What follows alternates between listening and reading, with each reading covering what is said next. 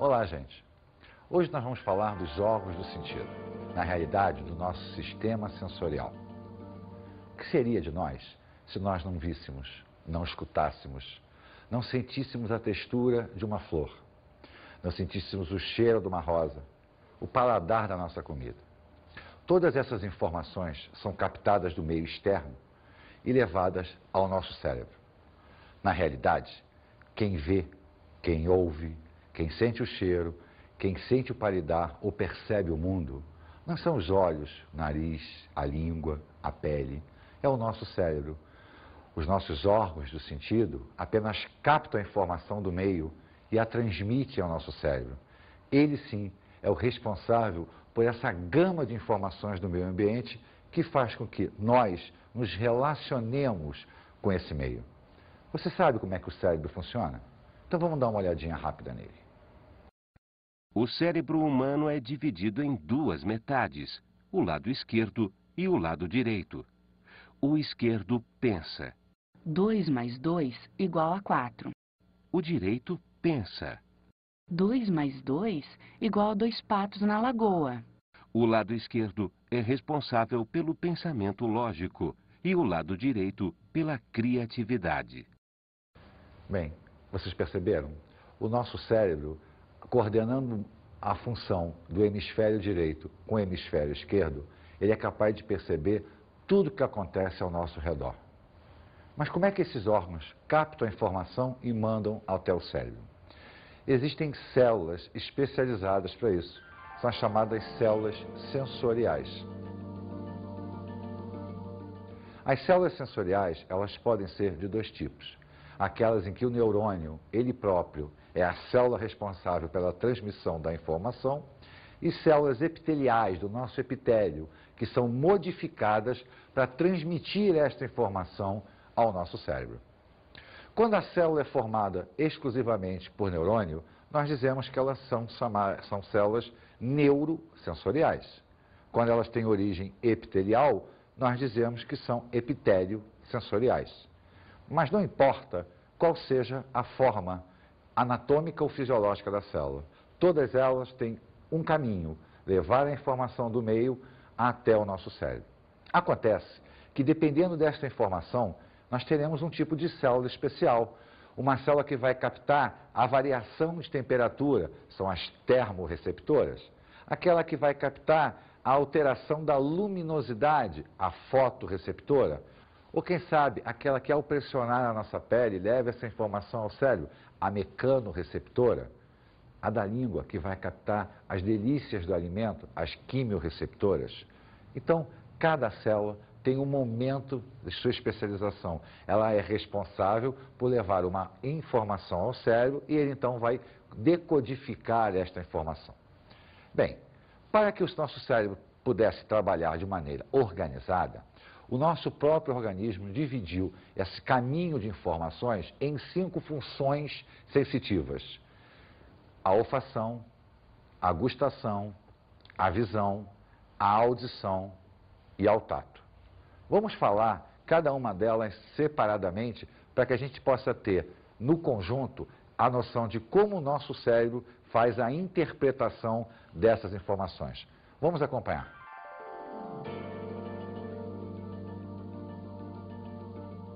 Bem, vamos começar a ver as nossas funções de sentido, né, os nossos órgãos de sentido, falando do paladar. O que é o paladar? Na realidade, o paladar é a forma pela qual nós falamos do nosso órgão de sentido, que é a gustação. A função perceptora é a gustação e ela acontece através das pápilas gustativas. O que são? São terminações nervosas existentes na língua que vão transmitir ao cérebro 4 informações básicas: o salgado, o doce, o amargo, o azedo. Acontece que o alimento não é composto apenas dessas 4 informações. O nosso cérebro vai registrar essa informação e vai associar a utilização de uma outra informação, que é a olfação, o ato da gente sentir o cheiro. Mas vamos primeiro olhar a nossa língua como um todo. Vamos observar o que são as pápilas gustativas, para que depois a gente possa fazer a associação com o nosso sentido da olfação. A nossa língua possui terminações nervosas que, ao tocarem o alimento, reagem quimicamente, levando essa informação até o nosso cérebro. Além disso, existem também terminações mecanoreceptoras, quer dizer, que vão ser submetidas à pressão para que a língua funcione também na percepção do tato. Ou seja, o ato de tocar com a língua o alimento informa ao nosso cérebro que existe alguma coisa na boca. Nós temos que ter em mente que o cérebro controla tudo o que acontece no nosso corpo. Porém, ele tem que receber informações das várias partes do nosso corpo. Então, as terminações nervosas existentes na língua captam não só as informações quanto a sabor, mas também as informações quanto à pressão, quanto à presença do alimento. Chegando até o cérebro, ele faz então a coordenação desse tipo de informação. Associar a olfação não é difícil. Por quê? Porque quando nós comemos, quando nós estamos nos alimentando, automaticamente nós estamos sentindo o cheiro do alimento. Mas o que é sentir cheiro? O que é o sentido da olfação? Para que a gente possa entender a olfação, a gente tem que lembrar daquele princípiozinho básico que se fala no transporte da membrana. Lembra da difusão? Ou seja, todo produto, toda substância que tecnicamente tem cheiro, é porque ela emite partículas para o ar.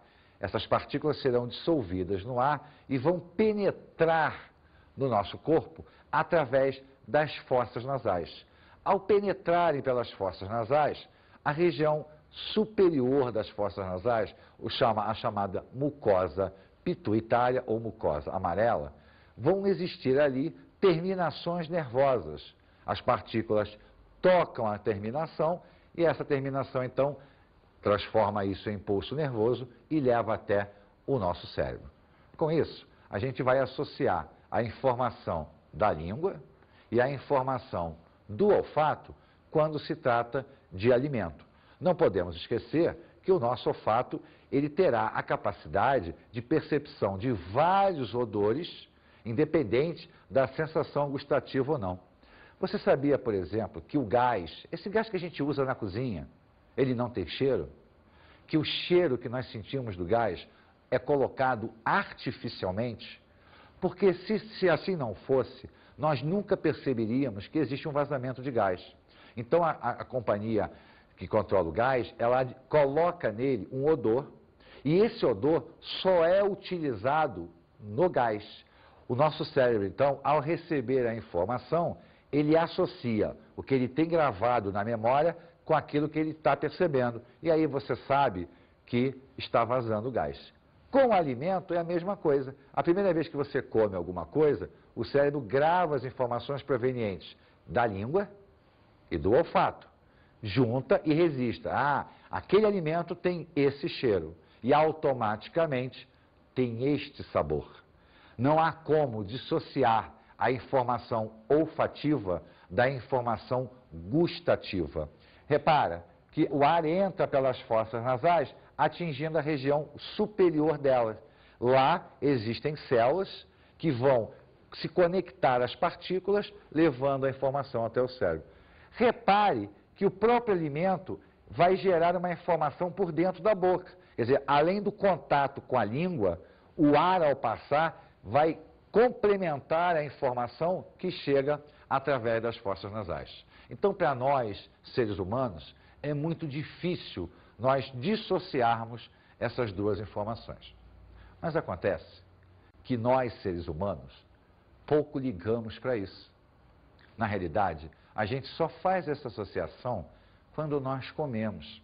A visão humana é aquela que efetivamente nós, como seres humanos, damos atenção a ela. Nós, à medida que evoluímos, passamos a desprezar todas as informações provenientes do paladar, né, da região gustativa, da olfação e até do tato mesmo, né? Escutamos bem, mas a nossa visão é aquela que efetivamente dá ao ser humano a noção de mundo, o que não acontece com a maioria dos animais. Lembre-se sempre que nós, humanos, somos considerados os animais mais evoluídos, mas os outros utilizam infinitamente mais as informações olfativas e gustativas do que a gente. Por que isso? Porque a visão do homem passou a ser uma visão tridimensional. O cérebro tem uma região dele que só cuida disso. Tá? Nós temos uma das visões mais detalhistas. É claro que existem animais onde a visão é mais apurada, tem mais distância, consegue, por exemplo, no caso da águia, de animais predadores, focar a caça. Mas nós, a nível de sensibilidade, demos muito mais importância a ela. Quantas vezes você já escutou falar assim, aquela pessoa que é cega, ela escuta melhor, ela tem o tato melhor. Ela não escuta melhor, ela não tem o tato melhor do que a gente. O que acontece é que, como a visão agora não faz mais parte do cotidiano cerebral, ele simplesmente passa a prestar mais atenção às informações provenientes dos outros órgãos de sentido, já que a visão foi definitivamente abolida do sistema cerebral. Mas como é que funciona a visão? A visão, na realidade, é a passagem da luz do meio externo para dentro do olho e a estimulação dessa luz em terminações nervosas fotorreceptoras que transformarão essa intensidade luminosa em impulso elétrico que será canalizado até o cérebro. Na realidade, o que o nosso olho faz é captar a informação, como se fosse uma máquina fotográfica, e transmitir esta informação para o cérebro. A montagem da imagem é uma propriedade exclusivamente cerebral. O olho, na realidade, ele é uma estrutura formada por 3 membranas. A membrana externa se chama esclerótica, é a mais resistente. E quando a gente olha no espelho, é essa parte branca que a gente está vendo. Então, a parte branca, na realidade, demonstra essa região externa do olho. Acontece que quando ele passa pela frente do olho, né, por essa bola colorida, que é a íris, quando a esclerótica passa pela frente, ela se torna transparente, porque senão a luz não passaria para o interior do olho. Essa região transparente da esclerótica denomina-se córnea. Então, a córnea é a área transparente da região anterior do olho, né, da região da esclerótica, que é a membrana que forma o olho externamente. Para dentro da esclerótica, nós vamos encontrar a coroide. A coroide é a segunda membrana, que forma a camada mais interna do olho, que na região anterior, quer dizer, nesse trecho aqui, né, forma a íris, que é a bola colorida, verde, azul, castanho. Na realidade, o olho humano apresenta 9 padrões de coloração para a íris. Então, a coroide, quando chega na região anterior, ela tem um disco colorido, que é a íris. E todo mundo já deve ter prestado atenção que no meio desse disco existe um ponto. Na realidade, esse ponto não é um ponto, ele é um buraco, por onde a luz vai penetrar pelo olho. Esse ponto se chama pupila. E a pupila é um buraco, né, formada por um anel muscular que vai dilatar ou contrair, controlando a intensidade luminosa. Quer dizer, se existe pouca luz no meio ambiente, a pupila dilata, abre a entrada da íris e a luz penetra com maior quantidade para dentro do olho. Se existe muita luz no meio ambiente, a pupila contrai, fecha a entrada e, com isso, diminui a entrada da luz. Por isso que, de noite, por exemplo, se nós estarmos num ambiente escuro e acendermos a luz, num instante de tempo, a gente não consegue enxergar nada, até que a pupila se contraia, feche e passe a regular a entrada de luz para a região aonde a imagem vai se formar, que é justamente a retina. A retina é toda essa membrana interna formando o olho pela sua região mais profunda. A retina é altamente vascular, né? Ela é muito vascularizada.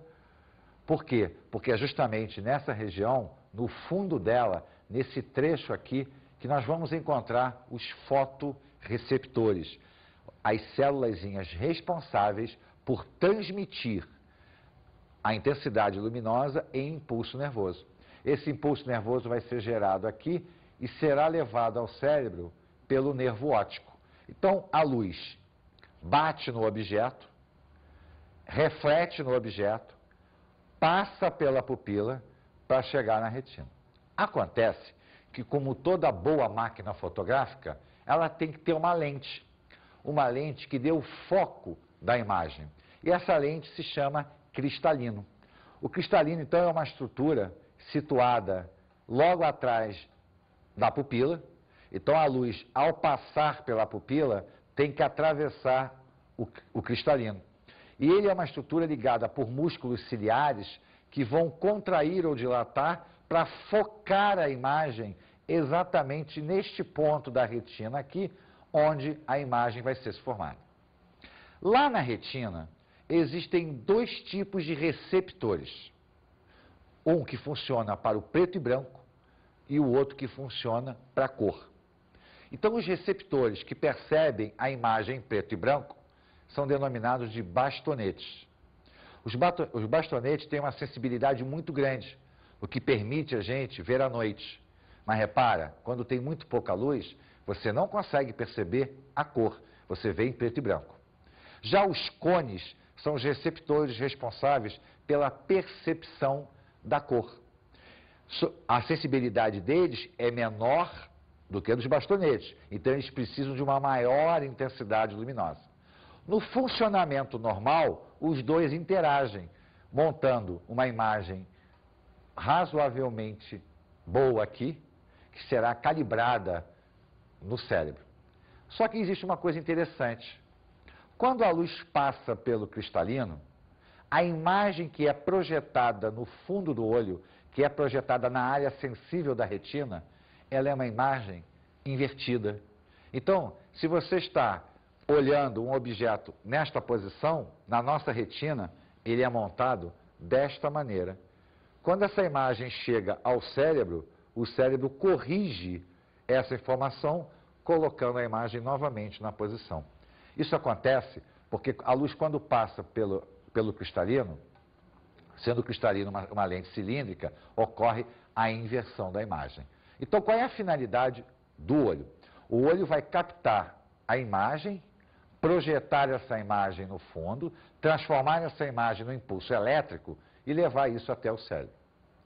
Mas a natureza fez a visão do homem, como da maioria dos mamíferos, de uma maneira muito interessante. Nós temos dois olhos que montam imagens separadas. Na realidade, o olho direito monta uma imagem, o olho esquerdo monta outra imagem. Essa imagem vai ser superposta, ou seja, uma imagem ficará na frente, a outra ficará atrás, mas com uma simetria tão perfeita que faz com que a gente observe, veja em 3 dimensões. A noção de profundidade é dada justamente porque o olho é capaz de montar esse posicionamento de imagem e o cérebro vai conseguir interpretar esse tipo de correção. Só que, lamentavelmente, as nossas células se desgastam. Elas sofrem a ação do tempo, elas sofrem pela passagem da luz, elas sofrem pela movimentação da musculatura. Isso acaba gerando problemas de ordem visual, porque para que a nossa imagem seja perfeita, ele tem que projetar justamente neste ponto aqui para que ela seja transmitida até o nosso cérebro. Por isso, nós apresentamos defeitos visuais, momentos em que a imagem se apresentará de forma muito distorcida, que é o que nós vamos falar agora. Bem, vamos observar aqui um olho normal, como a imagem deve ser projetada. Então, olha só, ela vai entrar no olho, atravessar o cristalino e ela será projetada exatamente nesta ponta. Se ela for projetada antes ou depois, a imagem não se tornará perfeita para o nosso cérebro. O que acontece com o olho míope? Vamos dar uma olhadinha no olho míope. A miopia é um defeito visual, olha só, onde a imagem é projetada antes da retina. Como ela é projetada antes da retina, o nosso olho tem que fazer um esforço muito grande para jogar essa imagem para trás.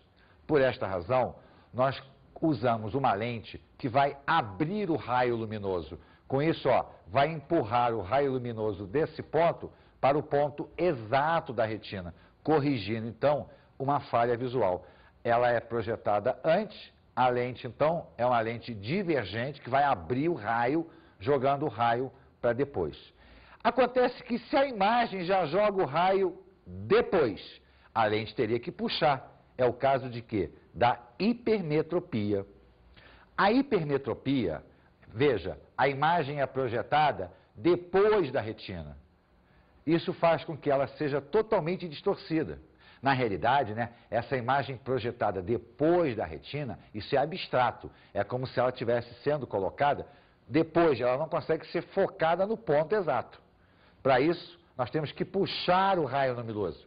Vamos usar uma lente, então, o quê? Convergente. Ela vai convergir o raio luminoso para o ponto exato da retina. Com isso, corrige a nossa visão. Mas acontece que existem casos que não são nem miopia nem hipermetropia. É o cansaço, é a idade, que à medida que nós vamos utilizando o nosso olho, o cristalino vai se desgastando, a estrutura vai ficando chamada de vista cansada, né? A vista cansada, na realidade, é uma falha de focalização da imagem. Isso acontece naturalmente com qualquer ser humano. Esse fenômeno se chama presbiopia. A presbiopia, então, repara, ó, ora está atrás, ora está na frente. Na realidade, é um problema do cristalino. Então, nós vamos usar uma lente cilíndrica que vai, ó, corrigir esse ponto, colocando a imagem exatamente em cima da retina.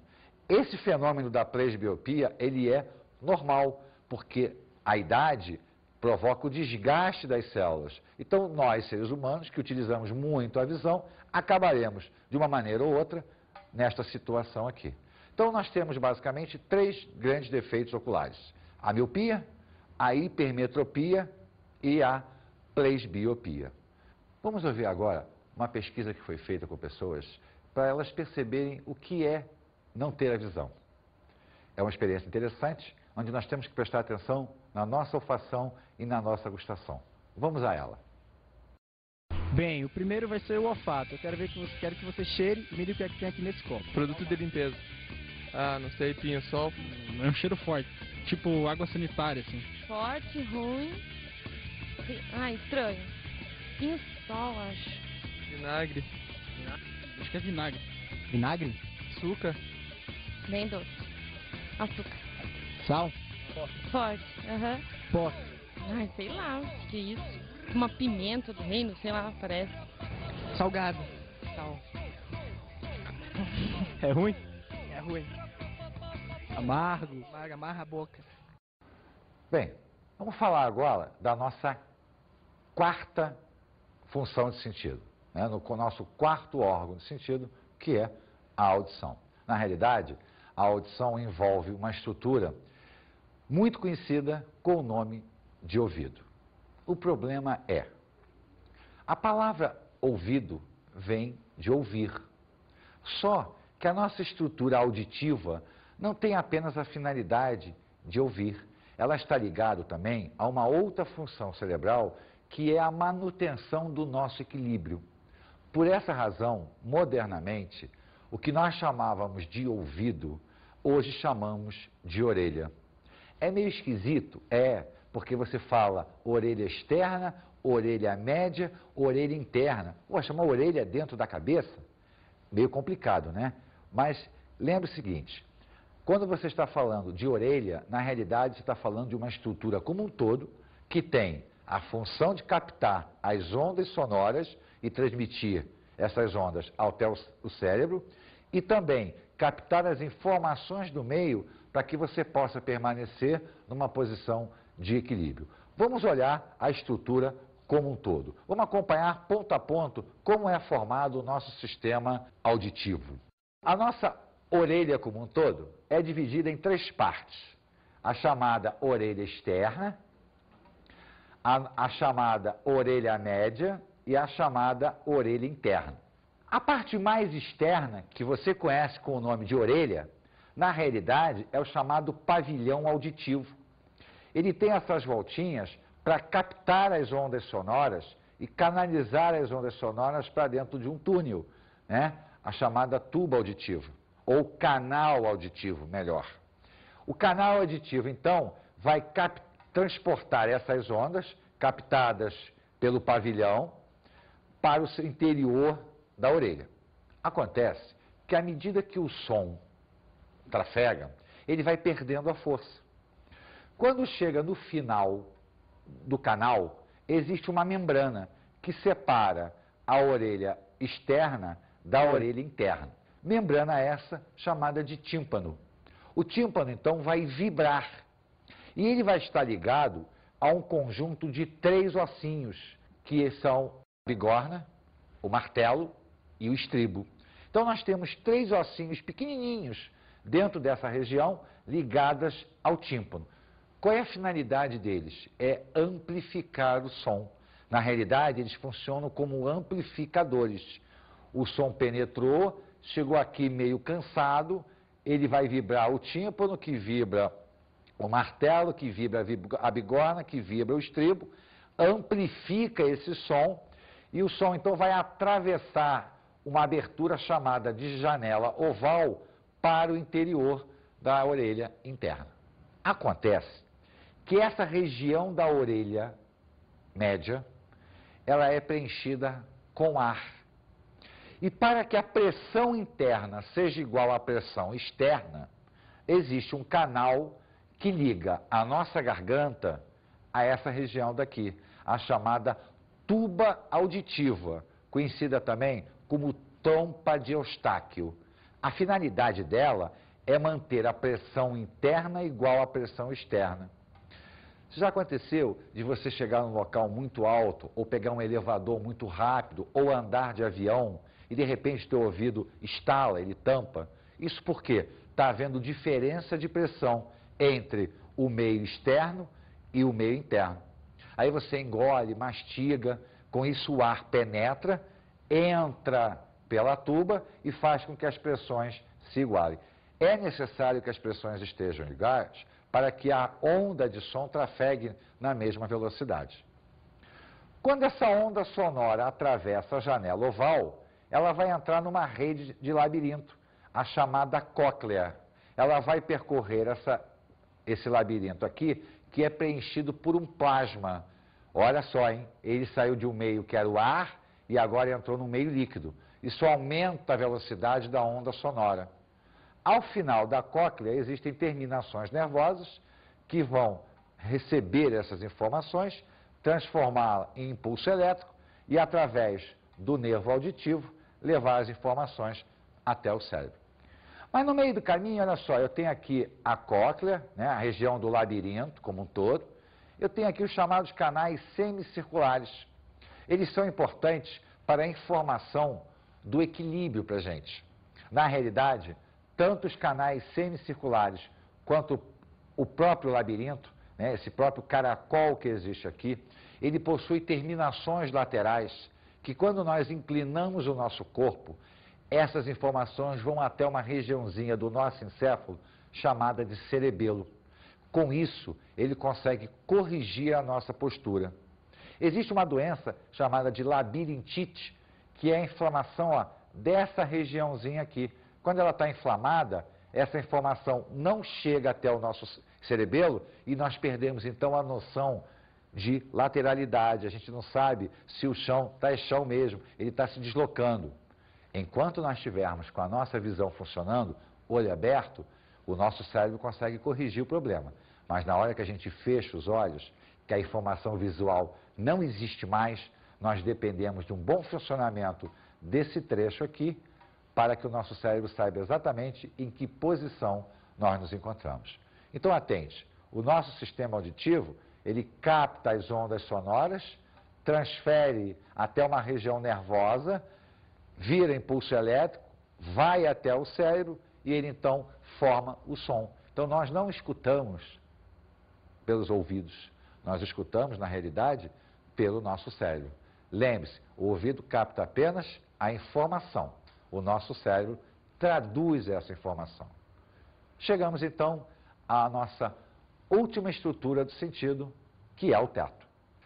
O tato é a informação transmitida pela nossa epiderme até o nosso cérebro. Nós podemos observar um corte histológico da pele humana. Então, aqui nós temos uma demonstração de como é formado a nossa estrutura epidérmica, né? A camada mais externa, que é a camada de queratina, que é essa que a gente vê aqui. Temos aqui um pelo, né? O cabelo, normalmente, o pelo. A região do folículo pilório, que é onde nasce o pelo. E esses pontinhos aqui, que são as terminações nervosas. Isso pode parecer uma distância muito grande, mas na realidade, esse trechinho aqui da camada externa, da camada queratinizada, que é essa que nós estamos vendo, ele tem décimos de milímetro de espessura. Então, qualquer coisa que aconteça nesta superfície, ela será imediatamente transmitida para a região mais profunda da pele, a chamada derme. E é justamente na região da derme que encontram-se as terminações nervosas responsáveis pela informação do tato. Existe um grupo de terminações denominadas de terminações livres.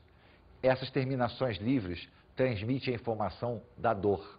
Então, na realidade, quando a gente sente dor, é porque alguma terminação livre dessa aqui foi acionada. E com isso, o nosso cérebro percebeu que alguma coisa estava errada. Por exemplo, essas terminações aqui, as terminações de Purkinje, determinam a pressão. Quando altera a pressão barométrica aqui, quer dizer, o ar está pressionando, não é o tato, né? A pressão atmosférica muda, nós sentimos isso, né? Uma sensação de pressão na nossa pele, de força. São essas terminações aqui que vão dar ao nosso cérebro esse tipo de informação. De Ruffini aqui, calor. A alteração da temperatura aqui atrás, né, aqui fora, vai permitir o quê? Que essas recepções aqui aconteçam, mandem a informação através da inervação até o nosso cérebro e ele então possa captar isso e transformar isso em algo palpável, perceptível. Nós temos que entender que o tato é uma das formas mais primitivas da percepção do meio ambiente. Muito importante. Não é por ela ser primitiva que ela é menos importante. E por causa disso, nós fizemos uma enquete onde as pessoas vão ter que usar a sensibilidade do tato para mandar a informação ao cérebro e ele permitir identificar o que elas estão apalpando. Vamos observar.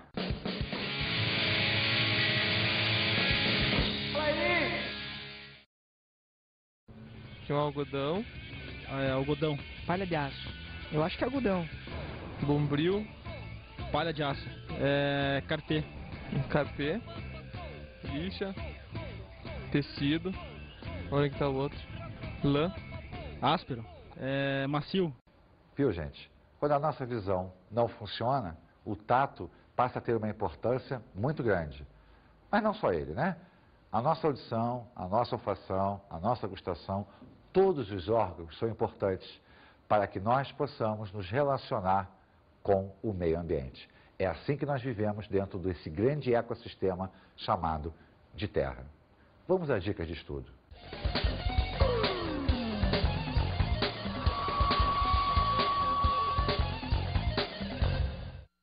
Dê uma atenção a todos os órgãos do sentido. audição, gustação, olfação, tato. Veja como cada um deles funciona e como eles se relacionam a nível cerebral. Lembre-se que eles formam o nosso sentido, eles fazem com que nós percebamos o meio ambiente. Então não adianta você olhar um separadamente, olhe sempre o conjunto. Um grande abraço para todos.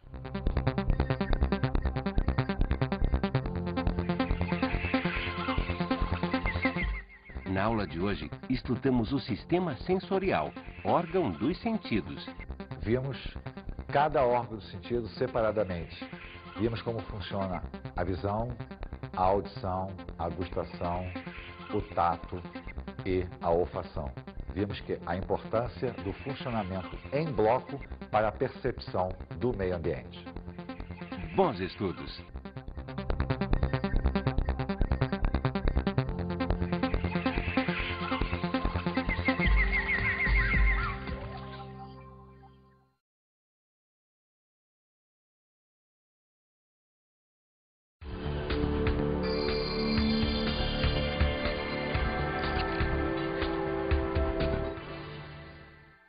Bem, na minha concepção, colega, é mais importante que o aluno entenda o bloco do que o isolado. É óbvio que a gente deve dar todas as funções em separado, mas é importante para ele entender que os órgãos de sentido funcionam como um todo, para a percepção sensorial geral e não individualmente.